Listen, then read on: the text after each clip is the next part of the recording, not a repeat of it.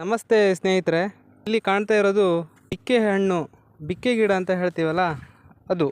Gardenia ಗುಮಿಫೆರಾ ಅಂತ ಇದರ scientific name. ಇದರ ಹಣ್ಣು ತಿನ್ನಲಿಕ್ಕೆ ಭಾಳ ಚೆನ್ನಾಗಿರುತ್ತೆ. ಇತ್ತೀಚೆಗೆ ಇದು ತುಂಬ ನಶಿಸ್ತಾ ಇದೆ. ಕಾರಣ ಬೇರೆ ಬೇರೆ ಹುಲ್ಲುಗಾವಲು ಪ್ರದೇಶದಲ್ಲಿ ಬೇರೆ ಬೇರೆ ಮರ ಬೆಳೀತಾ ಇರೋದರಿಂದ ಇದು ನಶಿಸ್ತಾ ಇದೆ. ಮತ್ತು ಇಲ್ಲಿ ಮಲೆನಾಡು ಭಾಗಗಳಲ್ಲಿ ಅಕೇಶಿಯಾ, ಗೇರು ಈ ರೀತಿ ಪ್ಲ್ಯಾಂಟೇಷನ್ ಮಾಡಿ ಈ ಗಿಡ ನಶಿಸ್ತಾ ಇದೆ. ಕಾರಣ ಅಂದರೆ ಇದಕ್ಕೆ ಕಂಪ್ಲೀಟ್ ಬಿಸಿಲು ಬೇಕು. ಬಿಸಿಲು ಇಲ್ಲದಿದ್ದರೆ ಇದು ಆಗೋದೇ ಇಲ್ಲ. ನೋಡಿ ಇಲ್ಲಿ ಕಲ್ಲು ಈ ರೀತಿ ಪ್ರದೇಶದಲ್ಲಿ ಆಗುವಂಥದ್ದು.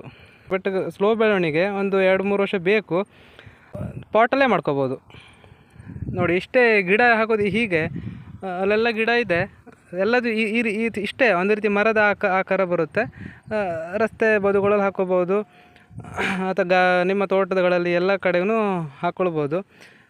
ತುಂಬ ರುಚಿಯಾದ ಹಣ್ಣು, ತುಂಬ ಸ್ವೀಟ್ ಇರುತ್ತೆ. ಸೊ ಇಂಥ ಗಿಡಗಳನ್ನು ಪರಿಚಯ ಮಾಡಿ ಎಲ್ಲ ಕಡೆಗೂ ಪರಿಚಯ ಮಾಡಿಸ್ಬೇಕು. ಯಾಕಂದರೆ ಇದನ್ನು ಮುಂದಿನ ಪೀಳಿಗೆ ಮರಿಬಾರ್ದು ಅನ್ನೋ ಒಂದೇ ಉದ್ದೇಶ ಇದು. ಮತ್ತು ಇದರ ಹೂವು ಬಹಳ ಪರಿಮಳ, ತುಂಬ ಪರಿಮಳ.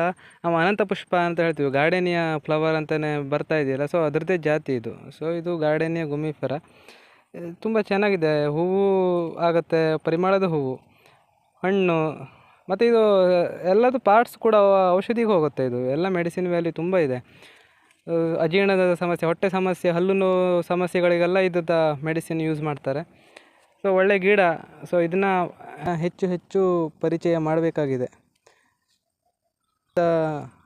ಗಿಡಗಳನ್ನು ಉಳಿಸಲೇಬೇಕು.